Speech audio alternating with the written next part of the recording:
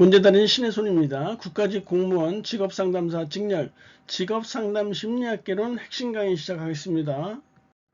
8강 교류 분석적 상담이에요. 에릭 번이 제기했던 이론이에요.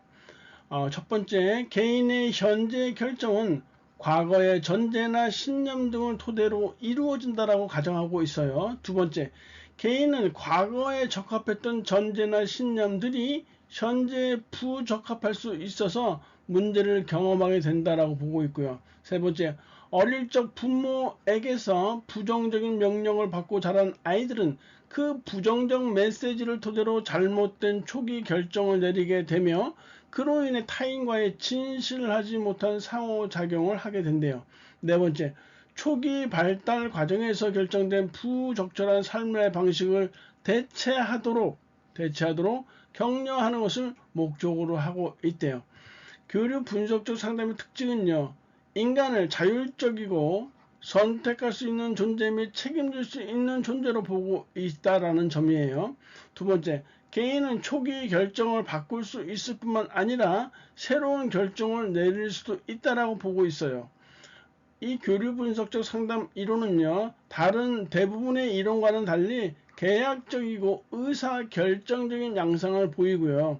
네 번째, 개인 내부 또는 개인 간의 상호작용을 분석하기 위한 구조를 제공해주고 있어요. 그리고 마지막으로 상담 과정에서 내담자의 성격, 자아상태 분석을 실시한다는 것이 커다란 특징 중에 하나예요. 이 교류 분석적 상담의 목표는요, 상담자가 내담자로 하여금 자각이나 그리고 자발성 그리고 친밀성의 능력을 회복하도록 도와주는 것이 교류 분석적 상담의 목표예요. 자각은 한편 각성이라고도 하는데요, 자신과 타인 및 세상을 왜곡하지 않은 채 순수하게 지각하는 것을 바로 자각 각성이라고 해요. 자발성은 문제에 대처할 때 모든 대안을 놓고 선택할 수 있는 능력을 자발성이라 하고요. 친밀성은 자신의 진실된 감정을 표현하는 것을 친밀성이라고 하고 있네요. 성격 구조, 자아 상태라고도 하는데 굉장히 중요해요. 세 가지로 나눠 놓고 있어요. 부모자, 다른 말로 어버이자, 성인자는 어른자, 그리고 아동자는 어린이자라고 얘기를 하고 있어요. 세 가지 중요해요. 부모자, 어버이자는 어릴 때 부모에게서 받은 영향을 재현하는 자아 상태로서 개인의 가치, 도덕, 신념 등을 나타내는 자아가 부모자, 어버이자예요. 성인자, 어른자는 현실을 합리적이고 객관적으로 판단하며 문제에 대한 적절한 해결책을 찾는 자아 상태가 성인자, 어른자예요. 아동자 또는 어린이자는 어린아이처럼 행동하거나 어린아이의 감정을 그대로 표현하는 자아 상태를 아동자, 어린이자라고 해요. 다섯 번째, 교류 분석의 상담 과정을 보면요, 계약 단계가 있고요. 계약은 관계 형성 단계라고 보시면 돼요. 그 다음부터 중요하죠. 구조 분석, 교류 분석, 라켓 및 게임 분석, 그리고 각본 분석, 그리고 마지막 재결단의 단계인데요. 그래서 우리가 외울 때 구교락학이라고 이렇게 외웠단 말이에요. 세 번째, 라켓 및 게임 분석은 라켓을 빼고 게임 분석만 나오기도 하니까 같이 묶어서 외워주시면 되겠어요. 구교락학이요. 일단 구조 분석을 먼저 볼게요. 구조 분석은요, 내담자의 사고, 감정, 행동을 세 가지의 성격 구조요, 부모자, 성인자, 아동자와 결부시켜서 자아 상태에 대한 적절한 이해를 돕는 것이 구조 분석이에요. 그런데 이 성격 구조와 관련해서 바로 이 오염과 배제 문제가 제기되고 있어요. 오염이라는 것은 특정 자아 상태가 다른 자아 상태를 침범해서 침범된 자아 상태가 본래의 기능을 발휘하지 못하는 것이 오염이라고 해요. 그리고 배제는요, 세 가지 자아 상태 간의 경계가 폐쇄적이어서요, 하나 또는 두 가지 자아 상태를 제대로 사용하지 못하는 것을 배제라고 부르고 있어요. 의사 교류 분석은요, 두 사람 간의 의사소통 과정에서 나타나는 상보 교류 또는 상호 보완적 교류라고 해요. 교차 교류, 이면 교류를 파악해서 효율적인 교류가 이루어지도록 돕는 것을 교류 분석 또는 의사 교류 분석 이렇게 얘기를 해요. 첫 번째 상보적 교류는요, 두 자아가 상호 지지해서 발신자가 기대하는 대로 수신자가 반응하는 것이에요.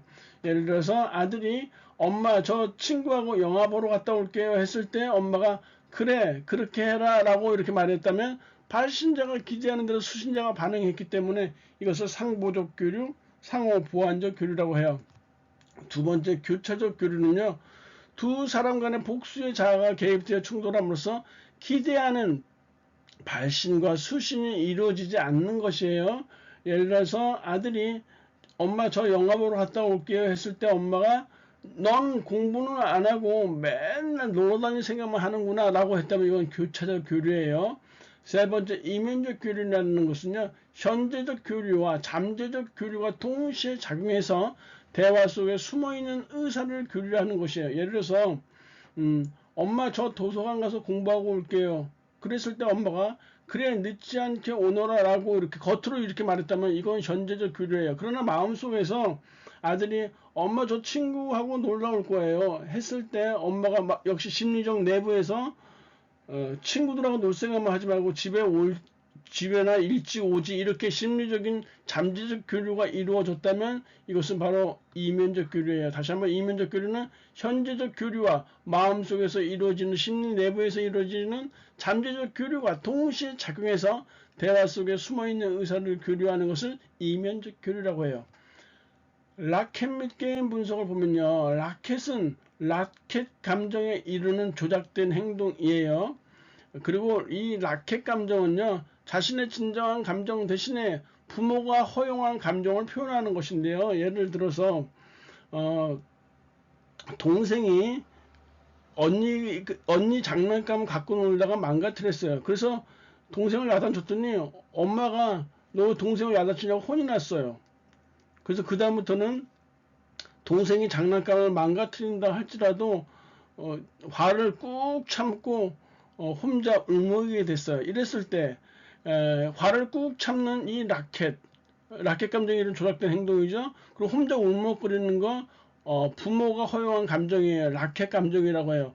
그 혹자는 학자별로 라켓과 라켓 감정을 따로 구분하지 않고 있는데요. 엄밀하게 구분해 보면 그런 개념이라고 보시면 되겠어요. 게임이라는 것은 라켓 감정을 유발하는 이면 교류이라는 것이고요. 반복적이고 무의식적으로 이루어지는 게임은 교류 당사자들 간에 좋지 않은 결과를 초래하기도 한대요. 예를 들어서 직업 상담사와 구직자와의 관계에 있어서 직업 상담사가 이 구직자에게 여러 직업을 수차례나 제안을 했어요. 그럴 때마다 구직자는 여러 이유를 대면서 거절을 하게 되죠.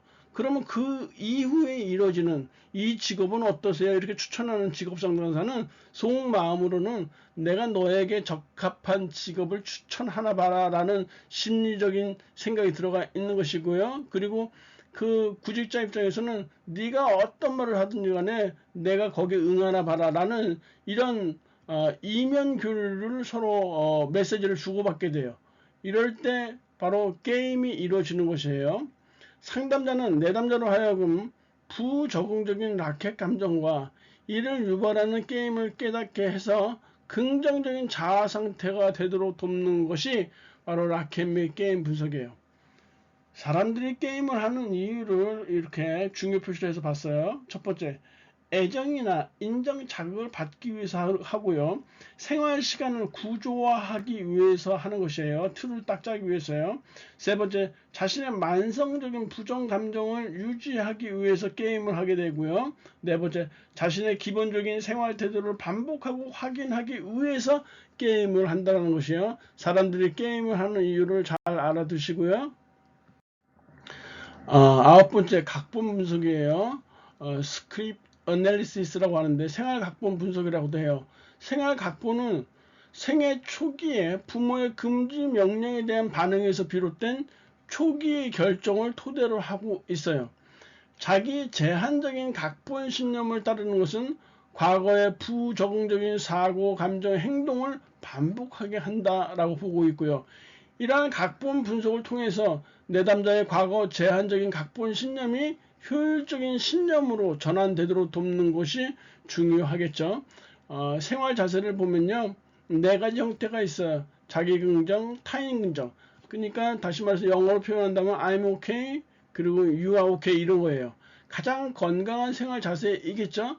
자기와 타인을 긍정적으로 신뢰하고 존중하는 것이에요. 그리고 두 번째는 자기 긍정 I'm okay인데 you are not okay예요. 타인은 부정하는 것이에요. 자신의 우월성을 강조하고 타인의 열등성을 비난하는 태도고요. 세 번째 자기 부정 타인 긍정은요. 타인과 비교해서 자기를 피해자로 여기면서 자기 비하적 태도를 보이는 것이 자기 부정 타인 긍정의 태도예요. 그 다음에 자기 부정 타인 부정은요. 자기와 타인을 모두 부정적으로 생각하는, 세상에 대해서 공격적이면서 모든 것을 포기하려 하는 가장 바람직하지 못한 생활 자세라고 볼 수 있어요. 교류 분석적 상담 평가는요. 공헌점을 볼게요. 대인 관계에 있어서 의사소통의 질을 개선할 수 있는 구체적인 방안을 제시해 주었고요. 두 번째, 상담자와 내담자 간의 계약을 중시해서 자유와 책임을 분명하게 해 주었다는 이런 공헌점이 있지만, 우리 지금까지 공부했듯이요. 이 교류 분석적 상담은요. 용어나 어떤 그런 내용들이 상당히 어려워요. 첫 번째, 주요 개념들이 인지적 임무로 지적 능력이 낮은 내담자에게는 부적절하다라는 한계점이 있어요. 두 번째, 주요 개념들이 추상적이에요. 실제로 그래서 적용하기가 어려워요. 세 번째, 내담자가 상담의 내용을 이해할 수는 있어도 실제로 느끼기는 어렵다라는 거. 네 번째, 주요 개념들에 대한 실증적 연구를 과학적인 증거로 채택하기 어렵다라는 한계점이 있어요. 교류 분석 상담 과정 중에서 6단계 기억 디귿에 들어갈 단계, 아까 외웠었죠? 구교라각이라고 했었죠? 기억번에는 구조 분석 들어가야 되고요. 그 다음에 교류 분석 들어가야 되겠죠? 교류 분석. 그 다음에 라켓 및 게임 분석이니까 디귿에는 게임 분석 이렇게 들어가야 되겠죠. 그래서 구교라각 이렇게 하시면은 정답이 1번으로 이렇게 나올 거고요. 19년도 공시 기출문제예요. 강의자님 고생하셨고요. 다음 시간에 뵙도록 하겠습니다. 감사합니다.